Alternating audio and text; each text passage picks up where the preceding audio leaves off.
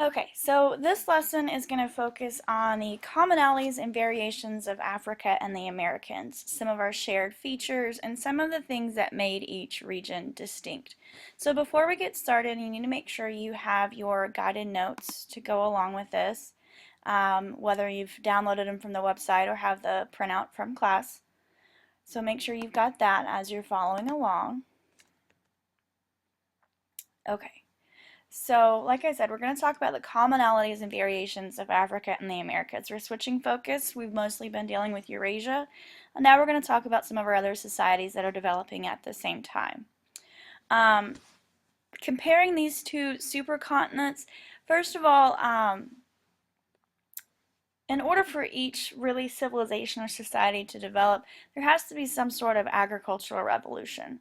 So when it comes to the agricultural and complex societies, um, we really have various, so distinctive and almost simultaneous revolutions in agriculture that were central to the formation of complex societies around the world. This should be a review from a couple weeks ago when we talked about you have to have food surpluses in order to develop any specialization and to develop a complex society.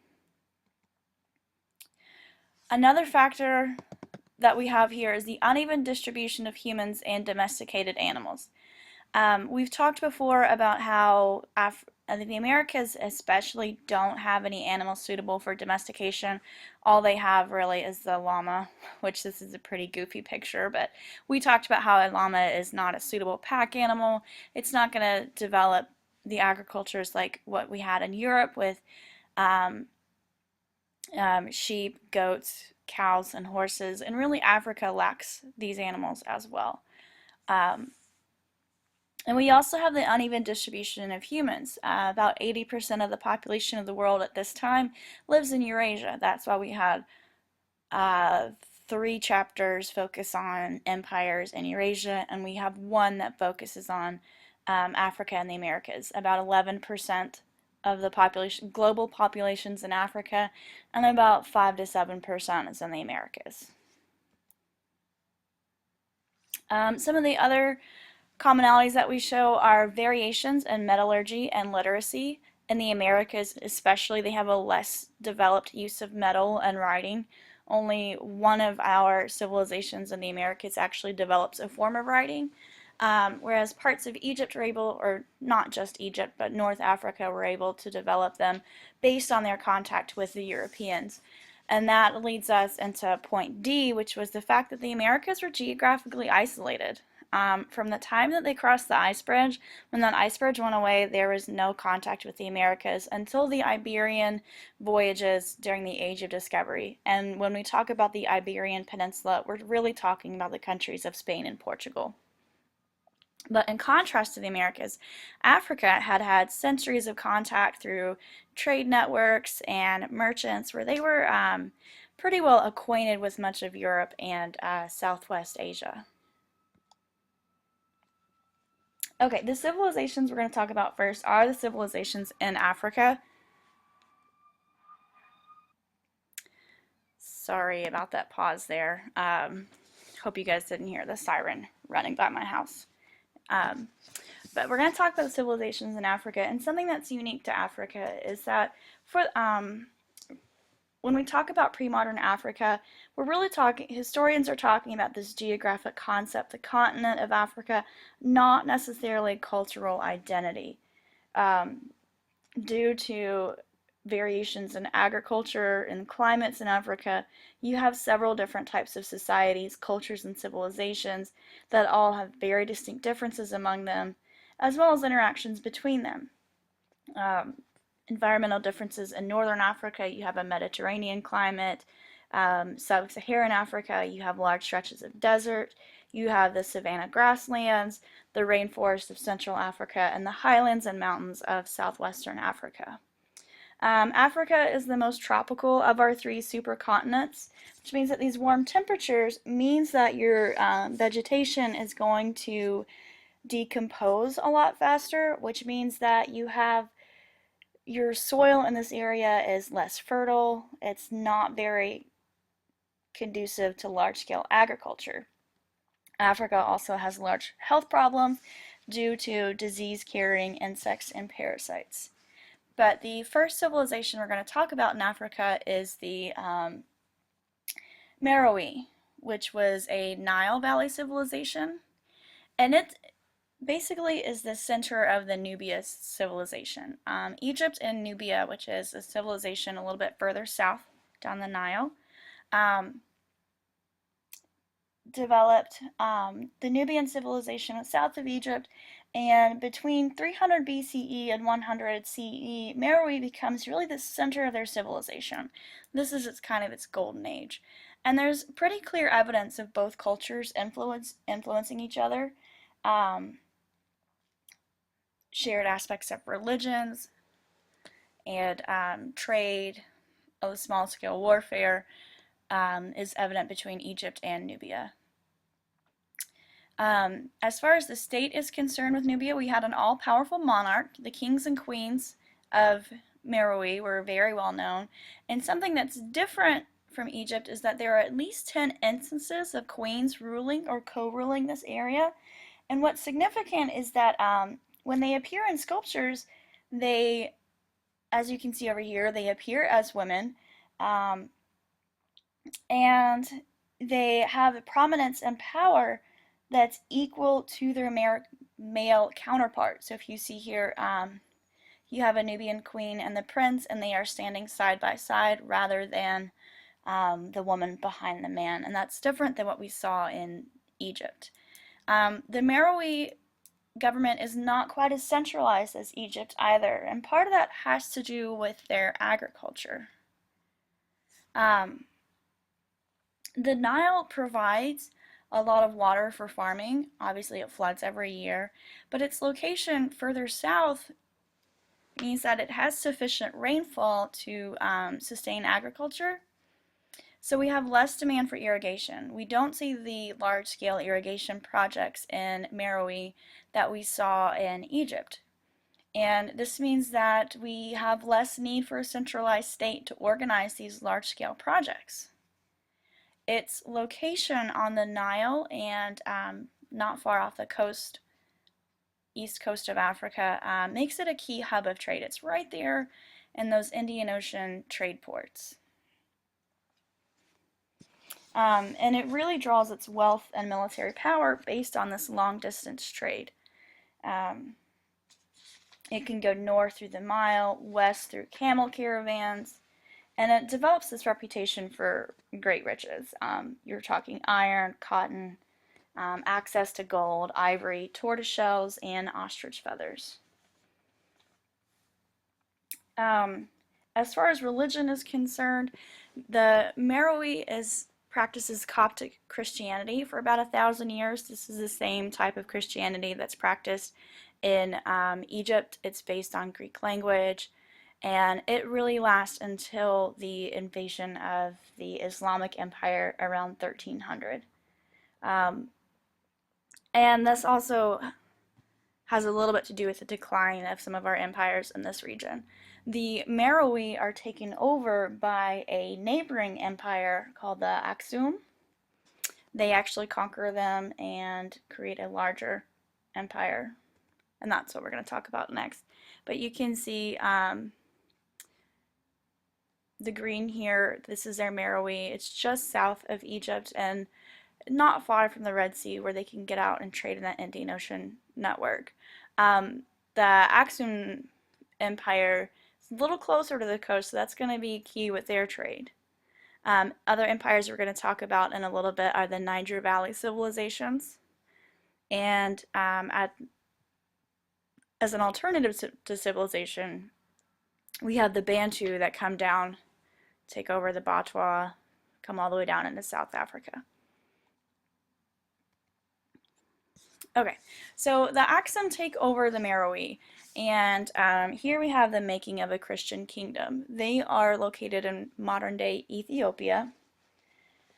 The Meroe really was a continuation of this old African-Nubian civilization, and the Aksum shows us the emergence of an entirely new civilization.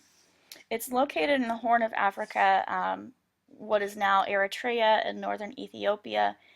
And the foundation of our economy here really is this highly productive agriculture.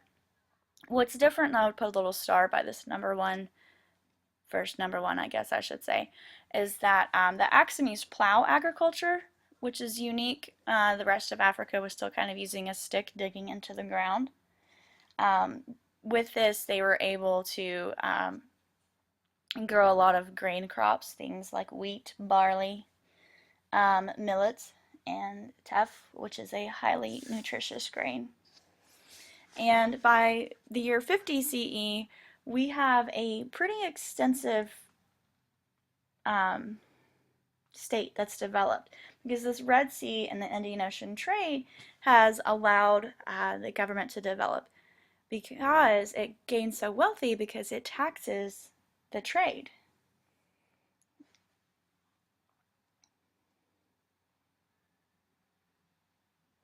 So if you remember in your reading, the decline of the Meroe had to do with trading network, loss of resources, um, as the Egyptian trade shifted from the Nile to the Red Sea. So these long-distance trade networks, the decline of the Meroe and the rise of the Aksum are both connected to these changing patterns of long-distance trade. And you'll see Aksum becomes very, very wealthy based on these extensive trade networks. Aksum is known for its monument building and patronage for the arts. What you have here is an example of one of the towers that they've built there. They're known for the very impressive architecture. The state, though, has loose control over people of the country. They have this loose administrative structure of tribute payments, but it becomes a very impressive empire. The Romans see it as the third major empire following their own in Persia. And the Aksum Empire converts to Christianity around the 4th century, the same time as Constantine of Rome goes through his conversion. Our trade routes north up the Nile exposed Aksum to Christianity, and even though the Muslim empire is pushing through Africa, it's able to remain Christian, and to this day, about 60% of Ethiopia's population is still Christian. So the Aksum kind of, go back for just a second, has this short-lived imperial expansion, but declines primarily because of environmental changes, soil exhaustion, erosion, deforestation, take away their agriculture. When the Muslim Empire came in, it changed their trade routes and lowered their state income.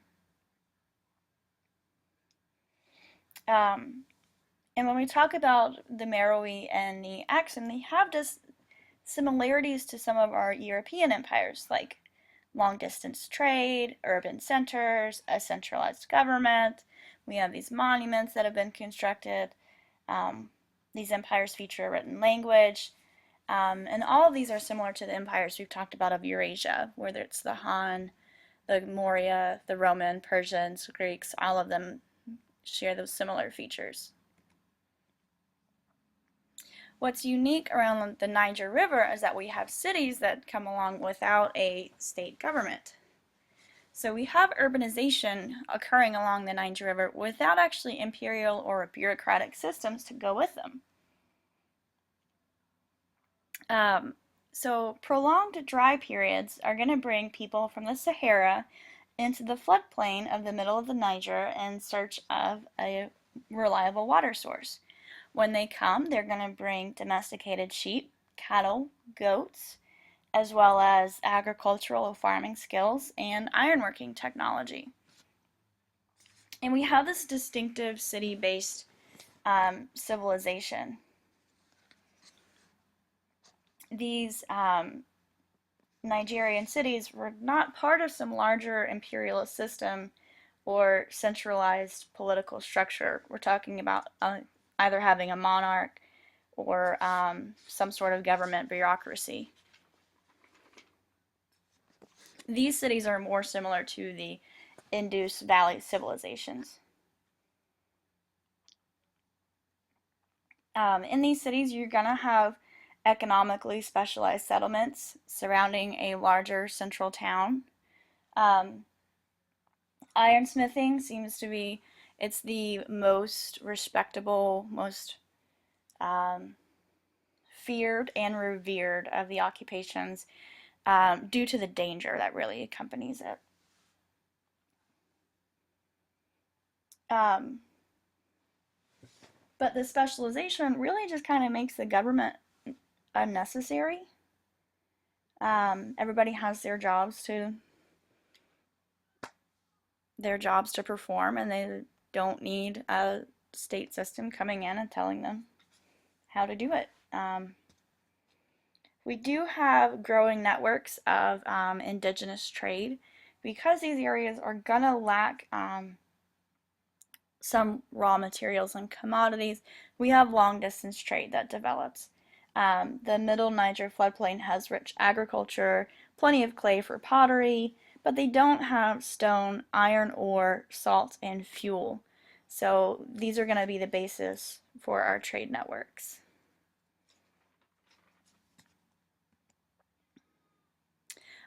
This is a clay representation of a man and a woman from the Niger Valley, and you can see that the woman is on her knees. Um, she's kneeling, and the man is behind her, and the position here is supposed to show complementary roles of men and women in these societies. Okay, let's shift gears here and talk about civilizations of Mesoamerica. When we talk about Mesoamerica, we're talking about central, basically from Mexico down to South America. And the most distinctive, most advanced of these civilizations, and probably most well known for a lot of people, would be the Maya. Um, as early as 20,000 BCE, this common culture emerges and along the Yucatan Peninsula, the Guatemala region, but it's mostly just this common culture. We don't have the rise of a great state yet. By 1000 BCE, you have city-states that are coming along, but the Golden Age, most of the cultural achievements of the Maya emerged between 250 and 900 CE. This is when we have the greatest cultural achievements of the Mayas, including their mathematics. They independently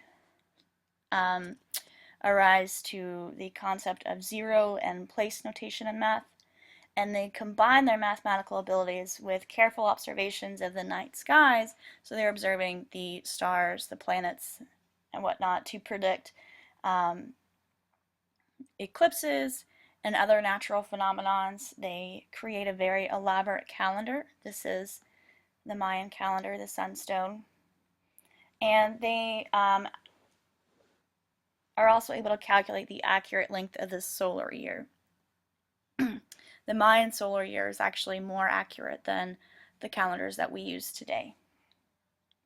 And the Mayans developed the most developed writing system of the Americas. They're going to combine pictographs as well as phonetic or syllabic elements to create their language. And they use this to record not only historical events, large amounts of astronomical data, as well as religious and mythological texts. So we really know more about the Mayans than we know most other civilizations because of this complex writing system and their record keeping that they left behind.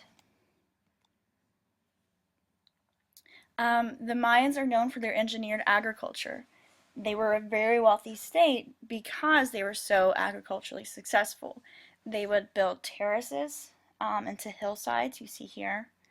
They would flatten ridge tops for farmland, and we have complex irrigation systems.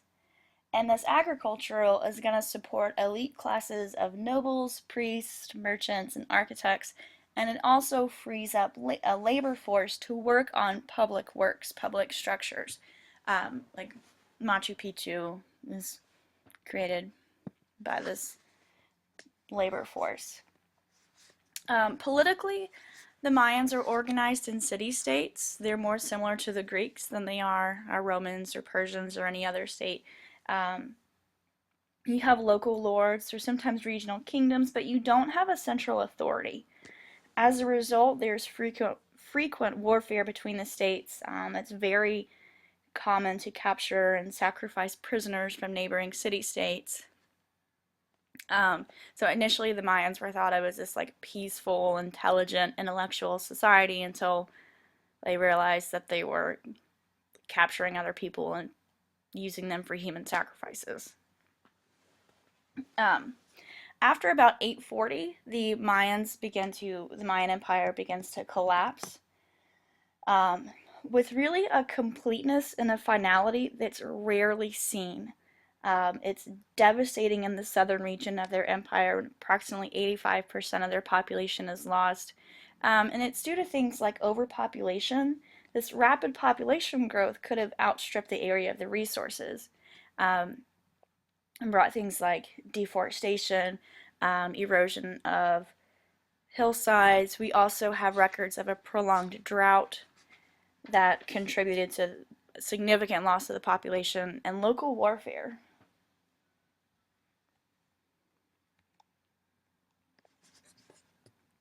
So the Mayan Empire is going to be this green area, the Yucatan Peninsula, down in Guatemala. And the next civilization we're going to talk about in Mesoamerica is going to be Tiana Joaquin, which is in the Valley of Mexico. So Tiana Joaquin is a planned, enormous city, but it's still very much a mystery. What's important about Tiana Joaquin is that it seems to have been planned from the beginning, not kind of developing haphazardly over time. The city planning is very impressive, as well as due to its scale and sophistication. And Tiana Joaquin lasts from about 150 BCE to 650 CE. At its height in 550, it has anywhere from 100 to 200,000 residents, which makes it the sixth largest city in the world at this time. But other than that, not a lot else is known about Tiana Joaquin. They haven't been able to decipher any of the languages. They don't know the original name of it, the language, the system of government it had, or even the function of its deities. So Tiana Joaquin is very much still a mystery. It's clear that it's influenced later civilizations. The Aztecs refer to it as the city of the gods. But as far as the structure of the city itself, not a lot is known.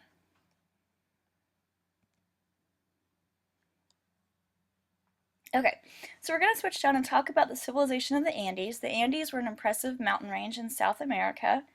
Due to the rivers coming through the mountains, it provided a lot of irrigation.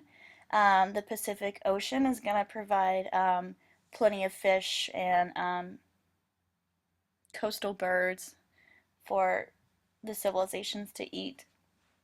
And when we talk about the Andean civilizations, a lot of these societies are looking for access to resources of different environments throughout the Andes. So different elevations of the Andes are going to set up different climates, different environments. So these societies are going to try and gain access to the resources of other environments through colonization, conquest, or trade. For instance, the coastal regions provide a lot of seafood, obviously. In the high plains, it's good for growing potatoes, quinoa, and pasture land for the alpacas and the llamas. And the eastern slopes of the Andes are going to provide tropical fruit and cocoa leaf. So those lucky Andean civilizations get to enjoy chocolate before any of the rest of the world. One of the earliest and most significant movements in this Andean civilization is Chabin. Chabin was this pan-Andean religious movement, which means that it filters out through the Andean societies. The village of Chabin, becomes a focus of a religious movement of coastal and highland Peru. And the village is set up with temple complexes centered around the village. Um, this village becomes a major religious center. We see clear distinctions of social classes. The elite class is going to live in stone buildings, while the rest of the people are going to live in adobe or mud dwellings. Um, the Chavin civilization, you have links to all directions through trade routes. Um, their artwork is influenced from the desert coastal regions as well as the rainforest. You see animals from the lowlands that were seen as gods and sacred figures. Um, Deities represented as jaguars, crocodiles, and snakes in the Amazon basin have made it up to Chavin. In the architecture, the sculpture, the pottery, the religious images, and as well as the painted textiles are going to be imitated all throughout this region.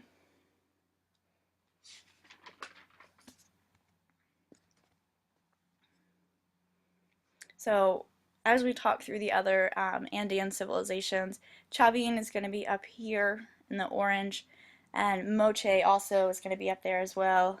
Um, the Wari civilizations are in the green, and the Tiwanaku are in the purple. And we'll talk about those three as we move forward. So the Mochi are around the same area as the Chavin. They enjoy over 250 miles of coastline as well as 13 river valleys. So their economy is going to be rooted in these complex irrigation systems. They will funnel water runoff from the Andes into fields of maize, beans, squash, and cotton. Um, Politically, it's ruled by warrior priests. We have this elite class of warrior priests who are very wealthy. They live up in basically really fancy temples. They perform ancient rituals, usually on hallucinogens, and they were responsible for presiding over human sacrifices, which most of the time came from their prisoners of war.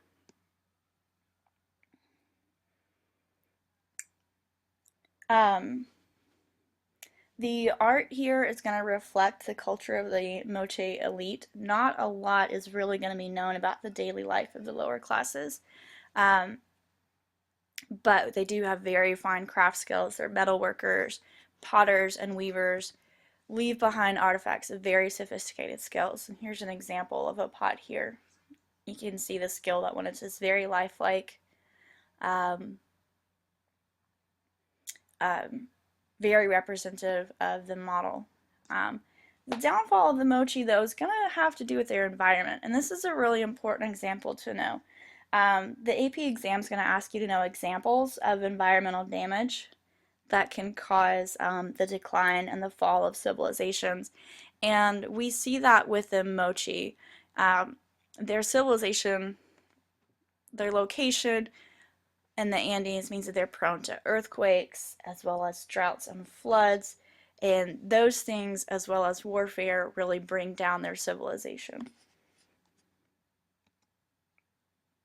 This is one of the burial sites that was uncovered. The Lord, he was named the King of Saipan because it was found very close to the neighboring village, and you can see he's buried with all this gold and silver and copper, and buried with 4 people around him, as well as all the pottery, the artifacts that were buried with him, shows the wealth and the status of this person.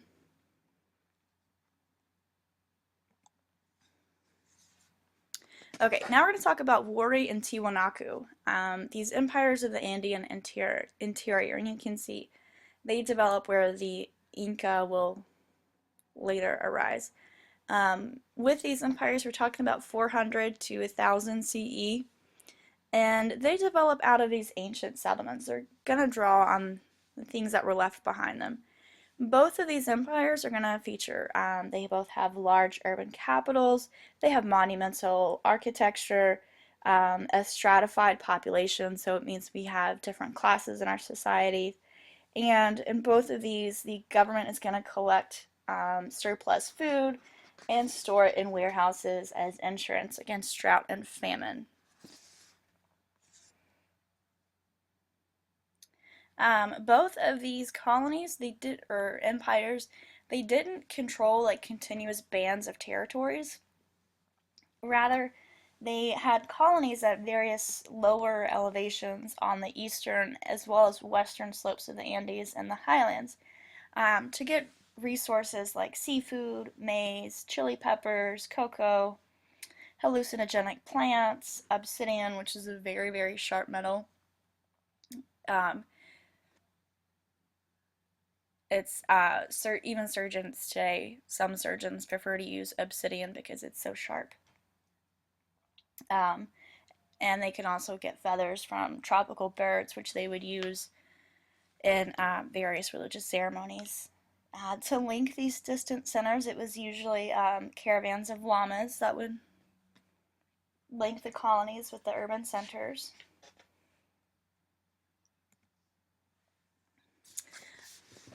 And despite these similarities, there were distinctions between these two empires, but we really didn't have a lot of conflict here. For the most part, they didn't have a lot of interaction. We have different agricultural styles. For instance, the Wari used hillside terracing and irrigation, whereas Tiwanaku had a raised field system. They would artificially elevate planting surfaces in swampy areas to create farmland. They also had different state systems, different forms of government, but they shared related cultural and religious systems. A lot of cultural diffusion going on between these two empires. Ultimately, these empires did collapse, but they laid the basis for the Inca. The Inca would use their state system, their highways, and their styles of dress and art when they later rose and created one of the largest empire in the Americas. So despite all these civilizations, in each area we had alternatives to these. We had things that didn't quite fit the mold. One of these is going to be Bantu Africa. There are different ways of organizing human communities that developed alongside these civilizations. Um, and south of the equator in Africa, we have this accelerating movement of the Bantu-speaking people into the subcontinent. Um, the Bantu migration begins around 3000 BCE from their homeland in modern Nigeria and Cameroon, and as they move through, they generate about 400 distinct but still closely related languages known as Bantu. By the 1st century CE, the agricultural people speaking Bantu languages have ironworking technology that occupy forest regions of equatorial Africa. Some have even reached the east coast of Africa. Um, they establish themselves quickly in eastern and southern Africa, and when they reach these places, they implement economic and cultural changes. But the Bantu migration, though, it's different from what we had with Alexander the Great or Europeans to Americas. It wasn't this like mass exodus of people all at once. It was a really slow migration of peoples. You'd have a few extended families at a time, um, but they would still bring to Africa, south of the equator, this cultural and linguistic commonality. It becomes a distinct region of the subcontinent. Their movement's going to create a lot of cross-cultural encounters. When they come across hunter-gatherers, they're going to overwhelm them, basically absorb hunter-gatherers into their societies or eradicate these, whether it's due to their high population marrying into the population. The Bantu, thanks to farming, was able to grow a very large population. Thanks to farming, the Bantu have new diseases that will wipe out populations. And the use of iron. The Bantu are going to come in with iron tools and weapons. And really, they're going to either displace, absorb, or eliminate hunter-gatherers in most parts of Africa south of the equator. One area that was a little bit different, though, was on the Batwa. The Batwa are these pygmy people of Central Africa. They're forest specialists. So they're going to trade with the Bantus for agricultural products. They adapt the Bantu language, but keep their non-agricultural lifestyle. The Bantu farmers see the Batwa as first comers to the land and closest to the ancestral and territorial spirits that really determine the fertility of the land and of the people. They incorporate their chiefs are known as owners of the land, and the Bantu kind of see the Batwa as the original civilizers of the earth. When the Bantu reach East Africa, they have to adapt a little bit. The yams that they rely on did not grow well in this climate, so instead they're going to adopt food from Southeast Asia, things like coconuts, sugarcane, and bananas. Unfortunately, being able to grow sugarcane will be a big problem for people in this region once the age of discovery begins.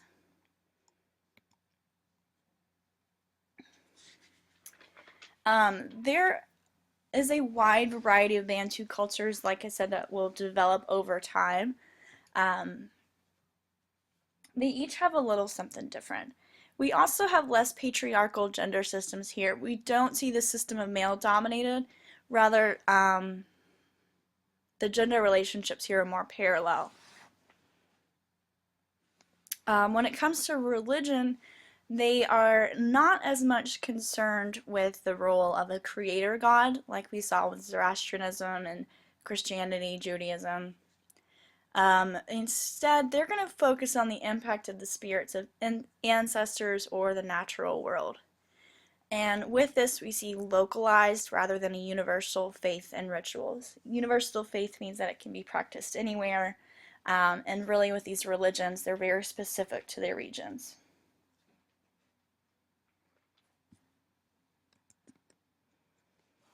Okay, not all of the Americas develops the sophisticated agriculture that we have in Mesoamerica and South America.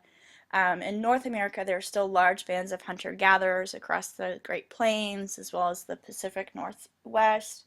In the eastern woodlands, though, we have a semi-sedentary population.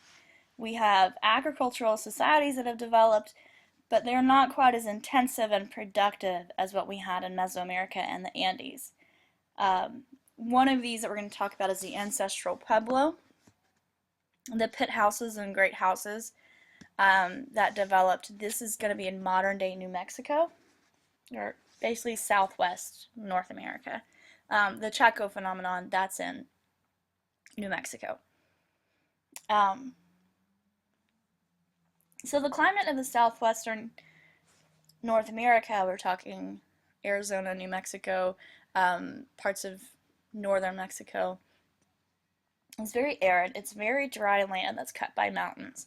So it takes a long time for agriculture to develop. Mesoamerica introduced maize to North America, but it took almost 2,000 years for maize and later beans and squash to become the basis of agriculture in these areas. Because this is primarily a desert region, farming is very difficult, and the maize has to be adopted or adapted to this region. The dwellings here are going to be small pit houses. The floors are sunk several feet below the ground. You have kivas, which were the larger structures that were usually used for ceremonial purposes. As this ancestral pueblo grew, with trading networks, a growing dependence on agriculture, and increasing population, we started to see larger settlements that were above ground, structures known as pueblos. One of those was the Chaco phenomenon in New Mexico. We had 5 pueblos that formed, and they established a road system This road system is pretty controversial in history. It seems kind of unnecessary because they didn't have wheeled carts or large domesticated agricultural animals that would necessitate having these roads. I mean, some of these roads were as wide as 40 feet across, so they seem more symbolic, more so than practical with the absence of the wheel. um, the Chaco Pueblo was known for its astronomy. It was also known for, it became the largest center of production of turquoise ornaments in the area, but it later faced warfare, internal conflict, and occasional cannibalism that increased during prolonged drought. So the green here, all the way up really into parts of Utah and Colorado through the Rocky Mountains, you're going to have, that's where you're going to have the ancestral pueblos, and then on the eastern woodlands through the Ohio River Valley, Mississippi River Valley, you're going to have the mound building cultures, which we'll talk about next. This is another picture of the Chaco Canyon National Historic Park. You can see these road systems coming out of it. It's very elaborate. But like I said, why do they need roads if they don't have any wheels? Okay, so the mound builders were different from the ancestral Pueblo because they had their own independent agricultural revolution. They grew crops like sunflowers, goosefoot, gourds, and squash, as well as their own form of artichoke. But it wasn't like it was the basis of their diet. It seemed more like it supplemented their hunter-gatherer diet. Beans and maize were later introduced indirectly. They found, when they go through these mounds, they find artifacts from the Pacific coast, so, and some from the Gulf Coast. So there's obviously a large trade network crisscrossing North America at this time. The burial mounds of the Hopewell culture, it's called the Hopewell culture because it was discovered around that area of Ohio. We have massive earthworks here that are going to show a high level of social organization and wealth. These mounds here are the focus of these elaborate burial rituals, so that obviously shows we have some stratified society. And some of these, what's interesting with these mounds is that some of them were aligned so precisely to the moon that it would actually predict lunar eclipses. Cahokia is another mound building civilization that developed. It's near modern day St. Louis, Missouri. And it's clear with these mounds that it was the dominant center of the region. Cahokia, its central mound, is actually the largest structure north of Mexico. The mounds show us that we have a high level of social complexity, but it lacks a cultural unity. Several linguistic divisions throughout the eastern parts of North America did not allow for it to be quite as united as some of our other empires.